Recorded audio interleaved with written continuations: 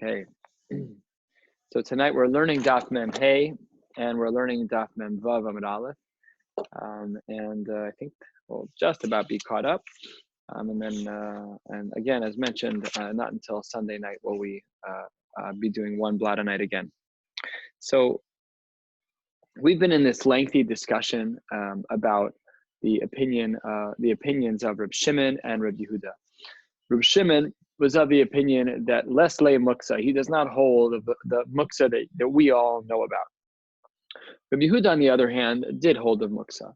And we're going to see tonight that there are different iterations of Reb Shimon's blanket statement of there is no muksa. We'll see that that's not completely true. There is a machlokes in the Amoraim as to what Reb Shimon held was included in muksa. But needless to say, as you will see, the things that he includes in muksa are very narrow and very minimalistic. If the world of muksa was like Reb Shimon in 2020, we would be able to use 99.9% of the things that are in our sphere, and that is obviously not the case. So we certainly don't hold like him as it relates to the general psak of muksa. We're more in the Reb Yehuda camp. But we are going to see a little bit more today about the richness and about the depth of the shita of Reb Shimon, and we're really going to be spending much of the day doing that. So let's just get on our muksa caps. We don't have to have so much background knowledge of muksa other than the basics, because really we're just going to be handling a little bit between what the Amoraim held between Reb Shimon and Reb Yehuda, and a little bit more about what Reb Shimon himself actually held. So we're going to start right on the top, first word on Daf Mem Hey Amud Aleph. Hachi Nami Mistabra, we're just continuing from a sugya, but we don't have to go back so far to understand.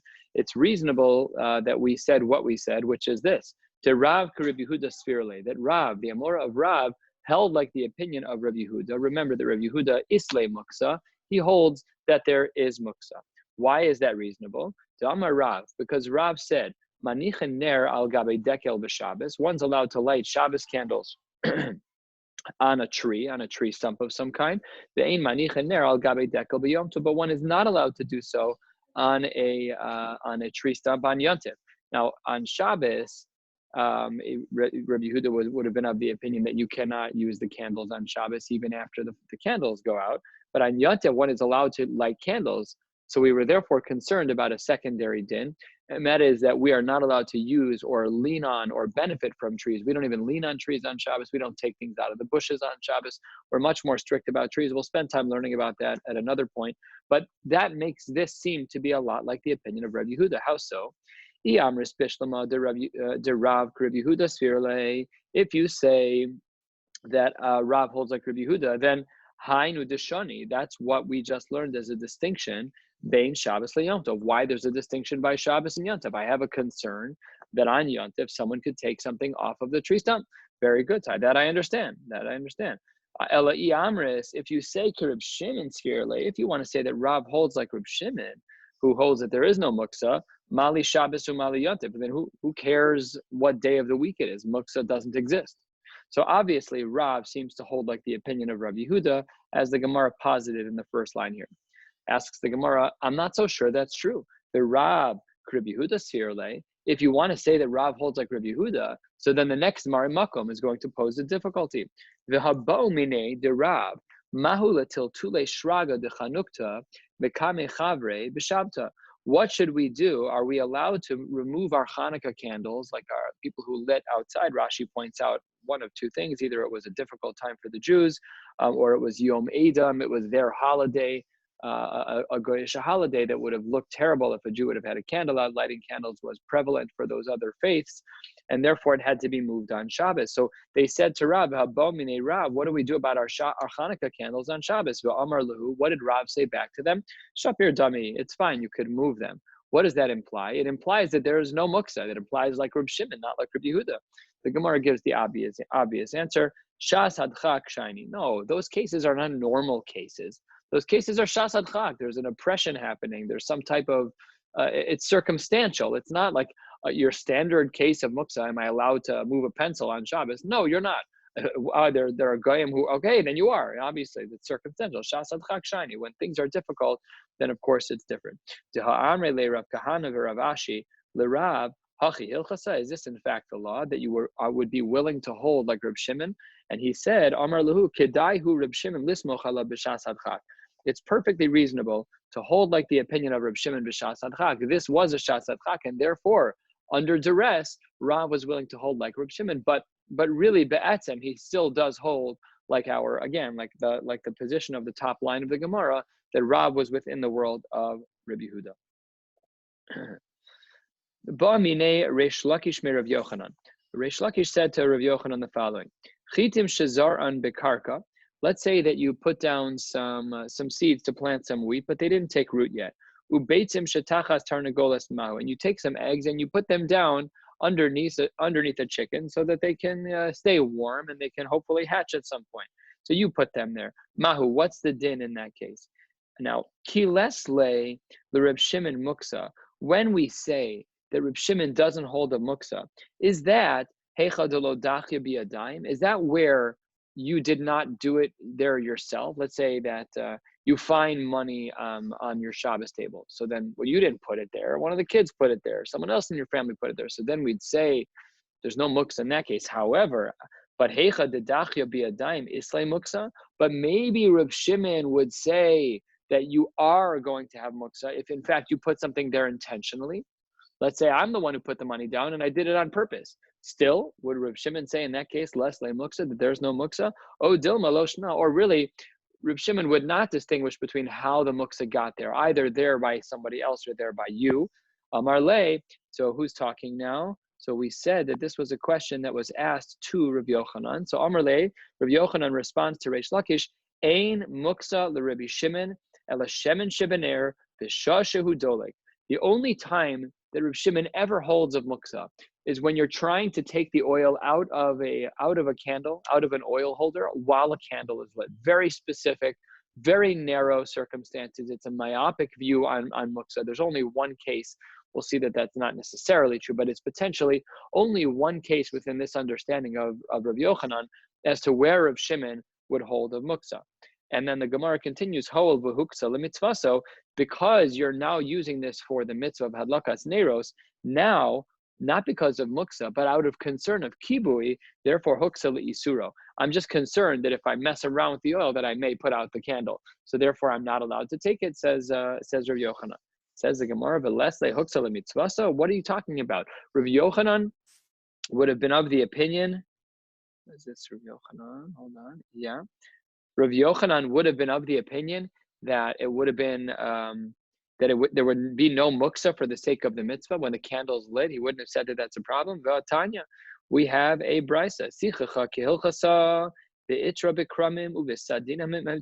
Let's say you have a sukkah. You are decorating it to the nth degree with vines and artistic sheets that you're hanging up there.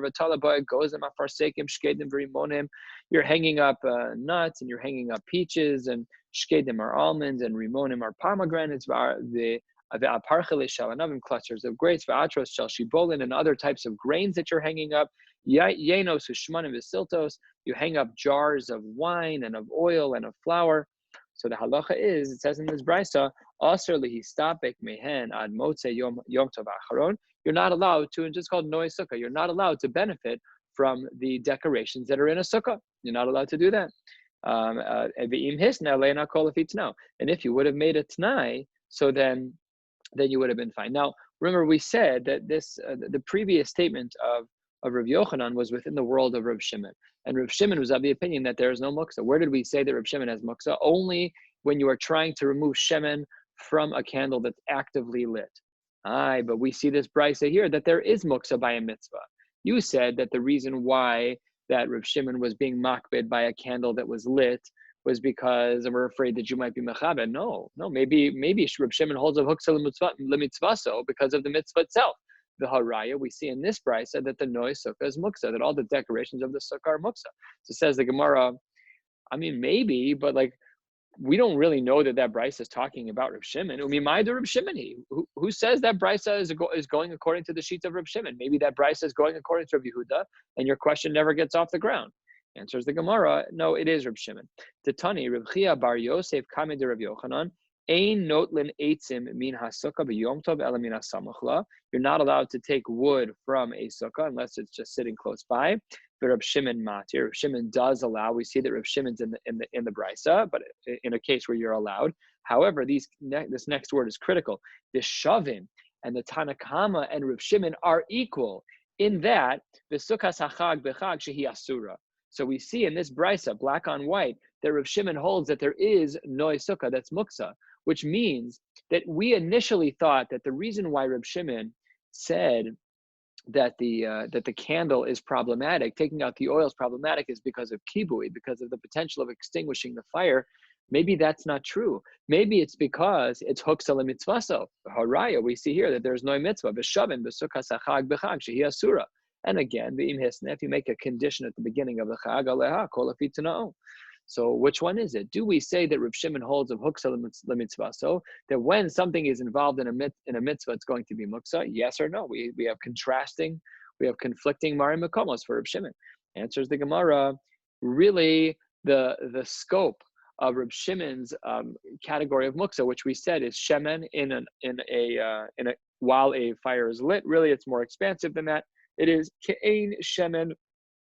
Shebener ka'amrinan, hold the huksa mitzvah, so huksa isuro. It's really a little bit more expansive, and anything that we could reasonably compare to the oil that is in the wick, we will do so and say that Reb Shimon has a little bit more cases, a few more cases of muksa than we would have otherwise thought. And in fact, we see this idea repeated again. It's Marnami, 2/3 of the way down on Mem Hey Amud Aleph. We see this new language of anything that's similar. It's like the oil that's in a candle, while it's lit, and because we have a muksa status by the mitzvah, and we also have a muksa status by the isser. We're afraid of both muksa and kibui, so therefore we don't mess with the oil. Amar Rav Yehuda, Amar Shmuel. Ein muksa l'Reb Shimon ela grogros v'tzimukim bilvad. This is totally different. Wow, I don't know how Rav Yehuda or Shmuel would deal with all of the mari makomos, but Rav Yehuda says that no. When does Reb Shimon hold a muksa? Only in regards to grogros v'tzimukin. A tzimuk is a raisin in modern Hebrew. Grogros is a dried fig. So what they used to do back in the days when they want dried fruit, they didn't put it in an oven like we do. We add some sugar to fruit. We dry it slowly in an oven, and then it's a little chewy, lasts forever. Fine. What they did is, in a very warm Mideast climate, they would go up on the roof and they lay out a sheet of some kind, and they put down the things that they wanted to dry, and it would be sun dried. That was how they did it. So according to this sheet of Rabbi Yehuda Mar Shmuel, he says that no, Reb Shimon doesn't hold a muksa in the case of shemen and a ner. Reb Shimon holds a muksa in the case of fruit that's drying. Okay, and only seemingly figs and raisins. Figs and grapes. It says the Gemara, Midi acharina lo. Were there no other types of fruits that Reb Shimon would hold were problematic? V'hatanya, we have a brisa. Haya ochel b'te'enim. You're eating te'enim, the hosir, and there were extras. The he'elon legag, la'asos mehen grogros, and you want to make them dried figs. Ve'anavim, you're eating grapes. Ve'hoser, ve'he'elon legag, you had extra, you brought it up to the roof. La'asos mehen simukin, to make raisins. Lo yochal ad sheyazmin. So far, so good. These are the Mari Makomos that we saw. The Rabbi Yehuda Mar Shmuel says the Reb Shimon only holds a muksa in regards to dried figs and in regards to grapes. But the next line is very damaging for the sheets of Reb Shimon. If you want to say that it's only grogros v'timukim, then what do we do here?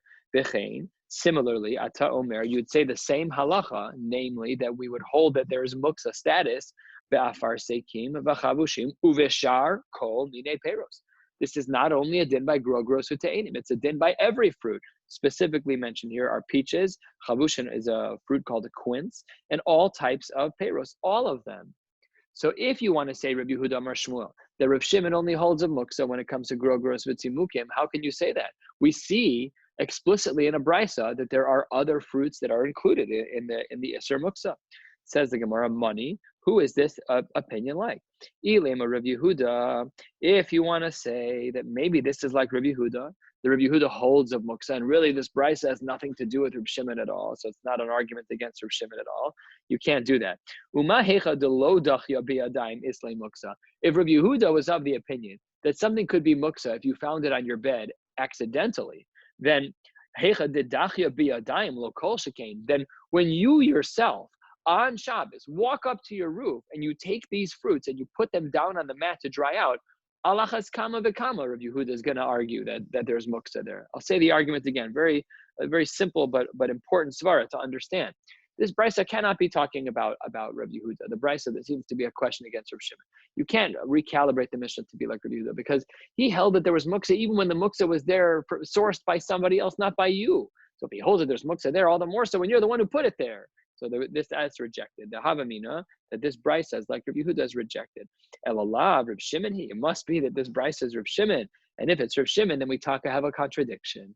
That we have the initial statement of Rabbi Yehuda Mar Shmuel that says Rabbi Shimon only holds a muksa in regards to grogros v'tzimukin, and we have a brisa that argues with him that says it's kol minei peiros. Which one is it? Answers the Gemara 5 lines from the bottom. Memheim at Aleph.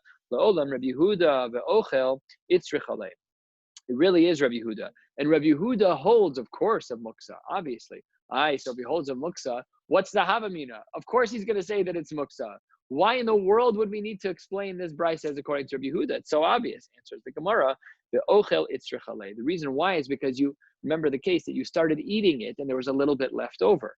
Salka daita chamina. I might have thought in the mindset of Rabbi Yehuda, kevan de ka'achil ve'azil loli boy hazmana. That since on Shabbos I already started eating this fruit, I didn't finish it. I started eating it and then I just said, you know what? This would be great if I saved it to dry out. So I'm going to go up to the roof and I'm going to put it down. I might have thought that I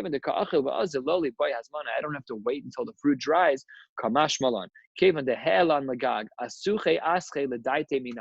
Rabbi Yehuda holds that there's been a hesach hadas, there's been a break in your mindset. When you were sitting at the table eating the figs, eating the grapes, pashut that your intention was to eat that. But once you went up onto the roof and you laid down the remaining figs and grapes on the mat to dry out, then that's a hesach hadas. This is actually divergent from what we've learned, because each of the last 2 nights we've spoken about this idea of migud is katzoy lebein hashmashos is katzoy lekol hayom kulo, that if something went into Shabbos through the entire bein hashmashos as an item that's muksa, then it's muksa for all of Shabbos. And if the item went through bein hashmashos without being muksa, then it's not. Yet here, with this explanation of Rabbi Yehuda, we're breaking that rule, because this person, even though the fruit was perfectly fine to eat on Shabbos, but he changed the metzias of that food into muksa by walking up the stairs to the roof. Because once he put them down on that mat, then it makes no difference anymore, according to Rabbi Yehuda, that it was perfectly fine during bein hashmashos. Now the normal rules don't apply. You were megala das, you revealed your ratzon, that you don't want this fruit to be available to you anymore. Now you have to wait until it dries out. Bottom line of Mem Hamad Aleph. Ba'amine Reb Shimon bar Rabbi me Rabbi. Rabbi's son was Reb Shimon, not the same. I don't think it was the same Reb Shimon. I don't think so. And Reb Shimon said to his father, Rabbi, turning to the top of Mem Hamad Beis, Pat'ile Tamara le Reb Shimon Mahu, not the same Reb Shimon, obviously. Reb Shimon said to his son, he said, Abba, listen, what's the deal with Pat'ile tomorrow? We've spoken about in regards to Reb Shimon, what about the fact that the dates may be out up on the roof? Yes, no, maybe. Is that Bryce even talking about him? Fine. How would Reb Shimon hold in regards to muksa for a fruit that's not really ripe enough to eat? That's what Rashi says here about Pat'ile tomorrow. Take a look at the top Rashi. Tamar Mahanil Katim Kodem Bishulan. They were collected prior to their ripening. The konsin osan bisalim she'osin milulavin, and you put them in a basket that's made out of the leaves of a lulav. Ve'hein mispashlos me'alehen, and in the basket they begin to ripen more quickly, whatever the mitzias was. So that's the case here. Mahu, what's the din? Namely, would we say that there's going to be muksa according to Reb Shimon? Amar lei, ain. What does Rabbi say? Remember who's talking? Rabbi Danasi. Ein muksa Reb Shimon ela grogros v'tzimukim bilvad. He validates this sheet of Rabbi Yehuda Mar Shmuel and says the only time that Reb Shimon holds a muksa is by grogros and tzimukim. The Gemara infers from here that it seems to be that if Rebbe's giving pshat the way he is, that Reb Shimon only holds of muksa by grogros v'tzimukim, by the drying figs and by the drying grapes. It seems that he must hold like him. Asks the Gemara, the Rebbe lesle muksa. Rebbe doesn't hold of muksa? How can that be? Rebbe holds like Reb Shimon? What's the problem? Where's the source that it is a big problem? V'hatnan, and remember that v'hatnan always is a reference to a Mishnah that Rabbi Yehuda wrote. Not only did he write it, but he's going to be listed as one of the Baalei Plugta in the Mishnah. So this is really in his face that Reb Shimon was seemingly supported by the opinion of Rabbi. We'll see that that's not going to play out, but let's see what happens here. V'hatnan, the Mishnah writes, Ein mashkin v'shochtin es hamidbarios. You are not allowed to give a drink to and shecht animals that are midbarios, animals that are wild on Yontif. Now, one of the things that they used to do to make shechita more, not the shechita itself, but after the animal was shechted, one of the things that they used to do to make the hafshata, to make the skinning of the animal a little bit more easy, is that they would hydrate the animal prior to doing so. And says this Mishnah, if the animals were midbarios, if they were wild animals, that would be asur. Aval mashkin v'shochten es habaisos. One is allowed to hydrate, to give water to an animal that's a baisos, to more of a domesticated type of animal. That would be permissible. Vitanya, and there's a correlating brisa that says, Elu hein midbarios. How do we define an animal that's wild? Kol sheyotzos b'Pesach v'nichnasos b'Revia. Any animal that goes out around the time of Pesach, but returns home when the rain season starts, b'Revia. Rashi here points out that it's the month of Mar Cheshvan, where things start to get a little more gloomy in the sky. And that's the definition, says the brisa, of a wild animal. Baisos, what's the definition of a domesticated animal? Kol sheyotzos v'ro'os chutz l'tchum uvaos v'lanos b'sochatchum. An animal that may graze far away from where you are, but always comes home at the end of the day. He comes back within the tchum. Rebbe Omer, this is our bar plukta that we need to talk about. Rebbe Omer, elu ve'elu baisos hein. Both of the cases that you just described are domesticated animals. The elu hein midbarios, here's how we define a wild animal. Kol sheroos be'efer ve'ein nichnasos liyishuv lo bimos hachama v'lo bimos hagshramim. This animal doesn't come back at all. So Rebbe is giving a definition of what a wild animal is. And it strongly implies that Rebbe holds that animal is muksa, that you're not allowed to do shechita on that animal. You cannot feed it water, and you can also not shecht it. Namely, that Reb Shimon holds that Rebbe holds a muksa. But if he holds a muksa, then he can't hold a Reb Shimon. And that was the whole question that he seemed to support Reb Shimon by saying, oh, no, he said to his son, no, Reb Shimon, he only says that there's muksa by grogros v'tzimukim. So how could Rebbe hold of muksa while quoting Reb Shimon? Doesn't work. So the Gemara gives a number of different answers, 3 of them. Here's answer number 1. We're 1/3 of the way down. Just talking on Yontif? Yeah. Okay. It has to be, because you're not allowed to do shechita on Shabbos, and during the week is totally mutter. So yeah, it has to be talking about Yontif. So that's what did you see something that indicated otherwise, Yaakov? Oh, you don't have to unmute, it's okay. Okay, so let's see answer number 1, about 1/4 of the way down. It says the Gemara, why is it that Rebbe was supporting Reb Shimon if seemingly we see very clearly in a Mishnah and in a brisa that he holds of muksa against Reb Shimon? Answer number 1, Hani nami kegrogros v'tzimukin. This case, these wild animals are like grogros v'tzimukin. It's a little bit more expansive. We're taking the same idea, these things that really should be untouchable, like the fruit that's drying, and so too these animals that are midbarios, they're really a little bit inaccessible, and he equates them, and therefore that would be answer number 1. Haninami kegrogros v'tzimukin damyan. The second answer the Gemara gives, he wasn't talking about himself. Rav Shimon Kamar v'leilo sfirale. He was just giving pshat in Rav Shimon. He wasn't talking about his own shita. His son asked a question about Rav Shimon. So Rabbi said, this is the shita of Rav Shimon. Everything's fine, and that answer works as well. Yeah, Yaakov. Mm-hmm.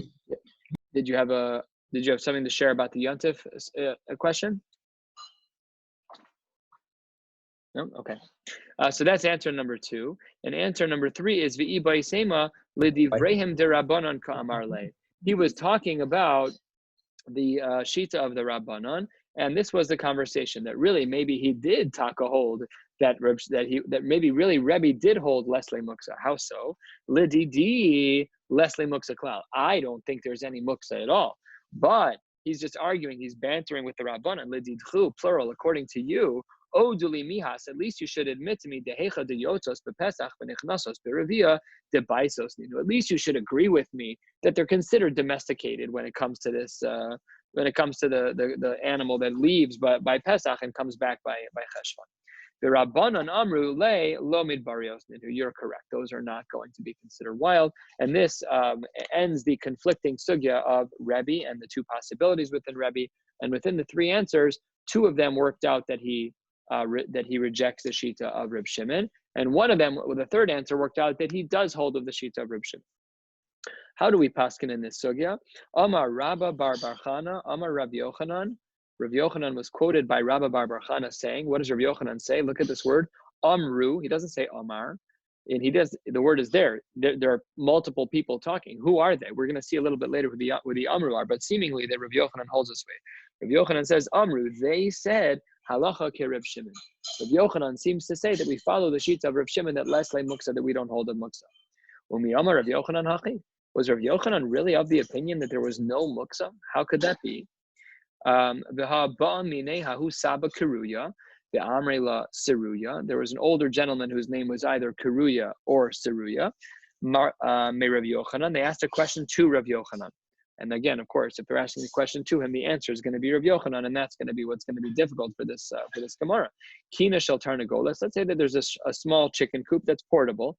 Mahu letiltule b'Shabbos. Can I pick it up and can I move it? What does Rav Yochanan respond? Rav Yochanan says, Amar le klum asui elo letarnagolin. A chicken coop has one purpose. It's for chickens. Namely, it's muksa, because you have no use for it at all. So how could it be that he's saying that the halacha is like Rav Shimon?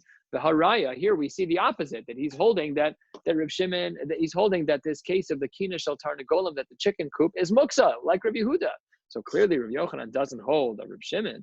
Answers the Gemara, hacha b'maya askin, and what must we be dealing with? De'is be efroach meis. No, really, maybe Rav Yochanan does hold like Rav Shimon, that there's no muksa, but here it's different because there's an efroach meis, there's a dead bird that's inside the chicken coop. So technically speaking, moving the chicken coop according to Rav Shimon would be mutter. Maybe Rav Yochanan agrees, but here it's an extenuating circumstance where there's a dead bird, and a dead bird is muksa. So asks the Gemara, Hanicha lemar bar amemar mishmei de Rab. That answer of the dead chicken inside the chicken coop, that makes perfect sense according to Mar bar amemar in the name of Rab. Why? De Amar moda haya Reb Shimon bebale chaim shemesu she'asurin. They held it within the world of Reb Shimon that a dead animal was in fact muksa. However, Elalamar bere de Rav Yosef mishmei de Rava, but Mar, the son of Rav Yosef, in the name of Rava, de Amar chalukaya Rav Meir afilu bebale chaim shemesu shein mutarin ma'ika lemeimar. But there's a sheet of Reb Shimon within the world of Rava. Rava says that Reb Shimon held that a dead animal was not considered to be muksa. So if the animal is not considered to be muksa, we're back to our question: How could Rav Yochanan say that the kina shel tarnagolim is going to be muksa? And the Gemara comes up now with answer number 2. That there's an egg, and we know beitza shenol de biyantif is going to be muksa. So then, of course, yes, in general, Rav Yochanan holds like Reb Shimon that the kina shel tarnagolim, that the chicken coop is mutter to move. Here we have an extenuating circumstance that there's an egg there and eggs are muksa. Says the Gemara, that's ridiculous. We've been saying 100 times over that Rav Shimon doesn't hold of muksa, and all of a sudden we're concerned about nolad. The Gemara blows this out of the water. The Amar of Nachman, man the islay muksa islay nolad. If you're going to tell me that you hold of muksa, fine, then you hold of nolad. But the less lay muksa. But if you don't hold of muksa, then you also don't hold of nolad. They're the same genre. You can't be Rav Shimon and say I don't hold of muksa, but I do hold of nolad. And the Gemara rejects the answer outright. Again, back to our initial question against Rabbi Yochanan, and the Gemara then answers, the isbe beitas efroach, we're talking about a hatchling. We're talking about an egg that actually has a live chicken in it, but it's not born yet. It's in the process of being born. It's coming out of the egg slowly. And under those circumstances, this explains how it's possible for Rav Yochanan to hold like the shita of Rav Shimon, that really in general, the kina shel tarnagolim, that the chicken coop would be permissible to move. However, extenuating circumstance, there's an egg that's hatching inside there, and that is muksa, even according to Rav Shimon. Kiyasa Rav Yitzchak b'Rav Yosef, Amar Rabbi Yochanan, halacha k'Rav Yehuda. So we see a shita that was the opposite. Remember, this whole thing about the chickens just started because we said in the name of Rav Yochanan that Amru, that they said the halacha is like Rav Shimon. So now we see a shita here in the name of Rav Yitzchak Bar Yosef, in the name of Rav Yochanan, that the halacha is like Rav Yehuda. A lot of Talmidim of Rav Yochanan are having what to say today. Rav Yeshua ben Levi Amar halacha ke Rav Shimon, and he says no, it's halacha like Rav Shimon. So now earlier, 10 lines ago, in the person who quoted Rav Yochanan, it was Rabbi Bar Barchana. He said the halacha is like Rav Shimon. And here too we see another one, Rav Yeshua ben Levi Omer halacha Rav Shimon. Amar Rav Yosef. Oh, now I understand the plural language that was used above as to why it says in the name of Rav Yochanan that they said that the halacha Amru, in the plural, that they said the halacha is like Rav Shimon. That's Rabbi Bar Barchana and Rav Yeshua ben Levi in the plural, two Talmidim of Rav Yochanan, and they both felt that Rav Yochanan held that the halacha was like Rav Shimon. Amar Rav Yosef, 2/3 of the way down on Memhem and Beis, Rav Yosef says, Hainu de Amar Rabbi Bar Barchana, Amar Rav Yochanan, Amru, plural, halacha Rav Shimon, Amru, they said, V'lei lo svira le, and maybe really, Amru, they said it in his name, but really maybe Rav Yochanan himself was not of the opinion that we follow like Rav Shimon, but rather we follow like Rav Yehuda according to Rav Yochanan. Amar le Abai le Rav Yosef. Abai pushes back on Rav Yosef's comment. Ve'at lo tizbara de Rav Yochanan Rav Yehuda. Could you possibly fathom that Rav Yochanan could hold like Rav Yehuda? Let's take a look.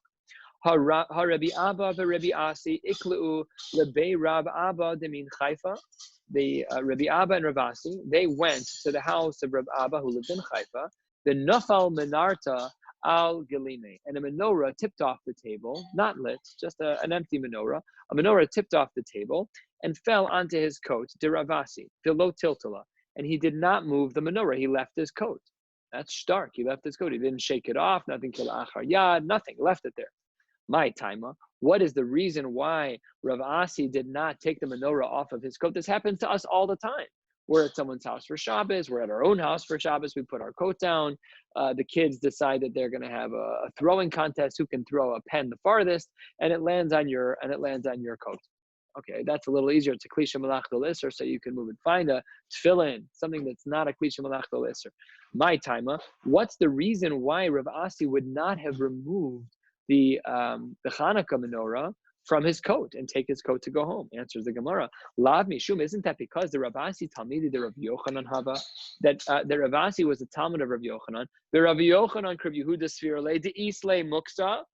Maybe we could have argued that the reason why Rav Asi was so makbid is because that coat that was underneath the menorah he held like Rabbi Yehuda. Rabbi Yehuda holds of muksa. So that's one possibility. Omar Le, he says back to him, this is Rabbi Yosef now talking back to Abaye, Minarta Kamris. You're talking about a menorah? It's very different than what you're describing because of the following. Minarta shiny. Menorahs are very different. Amar Rabacha Bar Chanina Amar Avasi. There was a big machlokas amoraim about a menorah. Hore Reish Lakish B'Tzidan. In the city of Tzidon, Reish Lakish Paskin, menorah hanitelas biyado achas. If you could pick up the menorah with one hand, mutter letaltala, no problem, you're allowed to move it. Vishtei yadav asur letaltala. V'Rav Yochanan Amar, anu ein lanu ella bener kereb Shimon. Aval menorah beinitlo biyado achas beinitlo b'shtei yadav asur letaltala. Rav Yosef answers that it's possible that Rav Yochanan would have said that the menorah is usher to move even while not holding like Rabbi Yehuda, but rather still holding like Rabbi Shimon. I just wanted to see, there was a comment here, and I just saw it flash up. I just want to read it. Art Scroll says, presumably he shook off the coat. Oh, really? It's so interesting. It says that he didn't do anything in my time, or what was the reason why he didn't do it? Maybe that was the solution why he did it. Yeah, that's good. Does the Tosfos say that here?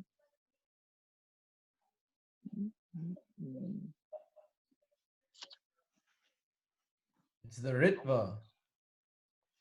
The Ritva says what? I don't know, just says the note says from Ritva. I was just chiming in. Oh, okay, great. Wonderful. Okay, good. So that must be the case, that he was allowed to do it kila achar yad, but it was still problematic to do so lechatchila. That must be the case. Okay, it's interesting the Gemara doesn't say that he did that. Nevertheless, the basic shot is still accurate, which is, does he hold like Rabbi Yehuda, yes or no? So Rabbi Yosef answers that it could be that really Rabbi Yochanan still holds like Rabbi Shimon, And he answers accordingly that what was the language here by Rav Yochanan, that a menorah, whether or not you can pick it up with one hand, would be tiltal, even according to Rav Shimon. V'taima mai, what's the reason why? 3 lines from the bottom on Mem Hey Amud Beis. V'taima mai, Rabba v'Rav Yosef ta'amri tarvaihu hoil ve'adam kovei makom. The reason why it was going to be considered a problem to move the menorah from the coat was because the menorah is that an adam is kovei lamakom. It has a place. It sits on the mantle. It sits on the table, and they use them year round. Well, it's not like us. We only pull them out once a year. But people who use candles year round, they have one that they walk with, but many of them are kovei. They're sitting in one spot around the year. So that's how the Gemara explains this shita of Rabbi Yosef in order to explain how it's possible that Rav Yochanan was still within the camp of Rav Shimon and not within the camp of Rav Yehuda. The Gemara says, you think that the fact that it's kovei and that a menorah sits in the same spot year round, you think that that's therefore going to generate some type of muksa? How can that be? Omar Leah Bai Rav Yosef, Kilas Chasanin. There was this type of canopy that was made, the Adam Kovei Lo Makom, where a person, they had a set spot for it. The Amar Shmuel Mishum Ramchia Kilas Chasanim Mutter Lenatoso Mutter Lefarka B'Shabbos. You could move it, you could take it apart. So Rabbi Yosef, you're trying to give me this whole svara that maybe the reason why we know that Rabbi Yochanan could still hold like Rabbi Shimon is because it was Kovei Makom in the name of Rabba. It sounds like a workaround. We know from other areas in halacha by the Kilas Chasanim that the fact that you're Kovei Makom is not a problem at all. Ella, says the Gemara, Amar Abaye b'shel chulios. It must be that the reason why Rav Yosef was able to get away with his answer, that really Rav Yochanan still is within the camp of Rav Shimon of Lesle Muksa, but here it was Usher, was because this menorah was made in pieces. And if you had to take it apart and put it together, it would be a problem. The Rishonim discussed what malacha that would be. Would it be makeh b'patesh? Would it be boneh? Interesting conversation, which we'll get to way deeper in the Masechta and way more depth in the Masechta when we speak about boneh. But in the meantime, there would be, of course, something halachically wrong with that. And the Gemara jumps on that as well. Ihachi, if what you're telling me is that it's made it, the chulios, that the menorah was made in parts, my time of the Reb Shimon ben Lakish Teshari, then the opinion that opposed Rav Yochanan to say that it's mutter to move it if it's light enough to carry in one hand, why is it mutter? Why is it mutter? It's made in pieces and you have to take it apart and put it back together. That's the assumption of the Gemara. Says the Gemara, you're right. That can't be. My chulios, what must it be? It doesn't mean that they're actually parts, but they're ke'ein chulios. It just looks like the menorah was made in parts. The isbei chidke, they have these engravings, these carvings that are etched into the metal, kind of like a circumferential line that goes around the candelabra that then looks like it's made in pieces, but really it is one piece. So what? What does that have to do with anything? Okay, let's figure that out. Hilkach, 5 lines down on Memvav and Aleph. Hilkach, Techulios, when in fact the menorah is made in pieces, Bein Gedola, Bein Ketana, Asur L'Taltala. If it's a big menorah, if it's a small menorah, we don't care. If you have to take it apart and put it back together, you're dealing with serious shilas in the Hilchos Shabbos of either Makeh, Patish, or Boneh, or both. Gedola, and if one is a large one, a large menorah, nami de'is bechidke, and it's not made in pieces, but it has etchings in it that looks like it's made in pieces. There, gzeira atu gedola dechulios. By a large menorah that has these carvings in them, so then there we're just concerned that you should move that one, because people may look at it and say, hey, did this guy just move a menorah that needs to be rebuilt? That's not allowed. Kipligi, where is the argument between Reb Shimon ben Lakish and Reb Yochanan that we saw on the bottom of Memhem Beis? Biktana de Isbechedke, with a small menorah that has engravings in them. Mar Savar Gazrina, the Shita of Reb Yochanan is that we are gozer in such a case, that we do not allow for one to use a menorah that has these etchings in them that make it appear as though it has many pieces. Umar Savar Lo Gazrinan, and Reb Shimon ben Lakish held that there's nothing wrong with doing that. It's not, you can't even take it apart, and nothing to be concerned about. Umi Amar Rav Yochanan Hachi, is this really the opinion of Rav Yochanan? We're really pushing to try to get clarity on the sheets of Rav Yochanan. The last Amud has all been about trying to see how Rav Yochanan holds in regards to Muksa. Does he hold like Rabbi Yehuda? Does he hold like Rav Shimon? When we Amar Rav Yochanan Hachi, Rav Yochanan was was so strict in this case. Let's see. The Amar Rav Yochanan Halacha Kista Mishnah. Rav Yochanan is the one who taught us that a Mishnah that is anonymous, we typically paskin like that. And of course, the Lamdus is obvious. The Rishonim highlight this as well. If you want everyone to agree, don't write it with everybody's name. Just write, this is the din, and don't give any dissenting opinions. Just be simple. Just say one thing, the halacha is X, and don't let anything else interfere, and everything will be fine. So the Lamdus of Stam Mishnah, of halacha kistam Mishnah, is simple to understand. In addition to that, Vitznan, we also learned a Mishnah previously, which sounds like this. Muchni, remember the wheel of the carriage that we learned about the other day. Muchni shala, the wheel of the carriage. Bizman shehi nishmetes, when the wheel is removable. Ein chibor la, it's considered to be disconnected. Ve'enim dedesima, it doesn't get measured with it when we're trying to see if it's too big to be considered a kli. Ve'ein matzelesima be'ohel hameis, it's not treated the same. The wheel and the carriage have different statuses as it relates to tumas meis. Ve'ein gorerino sabis Shabbos bizman sheyesh aleha ma'os, and you cannot roll the wheel, you cannot move it if there's any coins that are on it. Ha'ein aleha ma'os, but if there are no coins on it, so then the halacha is sharia. Then it's permissible to move. Key words here: the afal gav dehavu aleha bein hashmashos. Even if it was there during bein hashmashos, how could that be? If there's something that's muksa for all of bein hashmashos, same principle we've learned many times. Again, we're going to hear it 100 times in the Masechta. Migudis katzoi bein hashmashos. Anything that was muksa throughout the time frame of bein hashmashos should be muksa for all of Shabbos. What do we see here? Afal gav dehavu alei bein hashmashos. Even though the coins were on that wheel for all of Shabbos, nevertheless, we see that it's mutter v'haraya, that Rav Yochanan holds like Rav Shimon that there's no muksa. Because if he held like Rabbi Yehuda, then for sure there should be muksa because it was bein hashmashos, the money was there the whole time. So we see from this Mishnah that if the halacha is kistam Mishnah, and we see that this Mishnah is stam, this Mishnah about the wheel is stam, and we see that throughout bein hashmashos the money was there, and yet we see that we're allowed to remove it. It must be that Rabbi Yochanan holds like Rav Shimon that there's no muksa. Otherwise, the Mishnah makes no sense.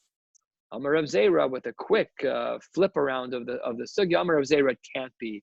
Tehei Mishnah Seinu, it must be that this Mishnah about the wheel is Shelo Hayu Alei Mos Kol Bein Hashmashos. It has to be that the money was not on the wheel the whole time during the Bein Hashmashos, Shelo Lishbor Devarav Shel Rav Yochanan, in order to make it be that the Shita of Rav Yochanan is maintained. Very powerful idea.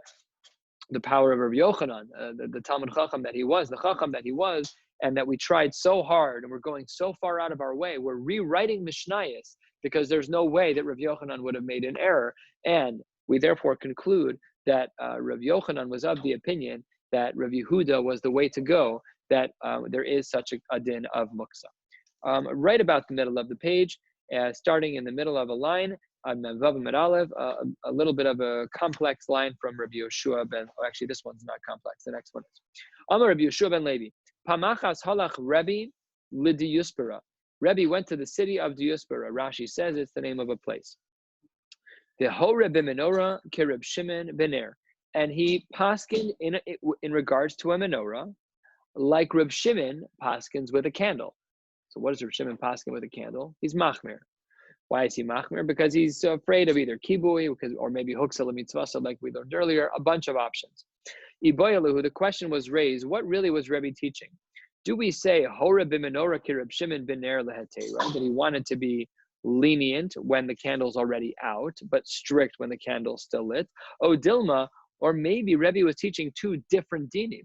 O Dilma, perhaps Hora b'menorah le'isura u'ki Reb Shimon b'ner lehetera. Maybe there was supposed to be an inference after the words Hora b'menorah that a menorah is different than a ner. But really, when it comes to the ner, as long as it's not lit anymore, then we hold like the shita of Reb Shimon. Says the Gemara Teku, we don't know the answer to that question about what Rebbe was trying to teach. Rav Malchia, ikla lebei Rav Simloi, the tiltel shraga, the ikbid Rav Simloi. It's always great to end off these long-winded sugyas about who do we hold like? Do we say it's like Reb Shimon that there's no muksa? Do we say like Rabbi Yehuda that there is muksa, with a Maisa Rab, with some stories? So here's what happened. Rav Malchia went up to the house of Rav Simlai, and he carried a candle that was not lit. The candle was already out. He carried a candle that was not lit for whatever reason. The ikpad Rav Simlai said, what are you doing? Where does each person hold? The person who's carrying the candle, Pashut, holds like Rav Shimon, that Leslie looks out. That's why he's allowed to carry it. And when Rav Simlai was makbid on him, he was saying, just think about the conversation without using the words. How are you carrying a candle? What does he mean?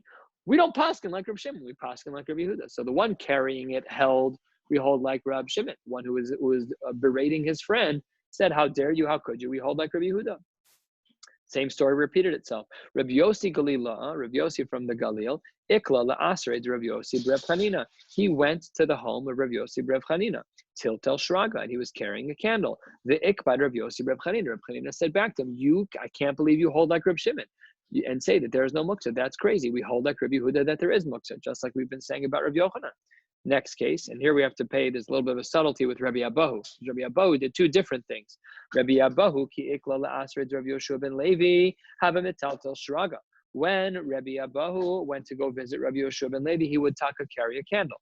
Ki ikla la'asred Rabbi Yochanan, but when he went to the place of Rabbi Yochanan, lo haba mitaltel shraga. Now this story is the icing on the cake. What do we see about Rabbi Yochanan? It must be that Rabbi Yochanan held like Rabbi Yehuda, and this is a beautiful raya.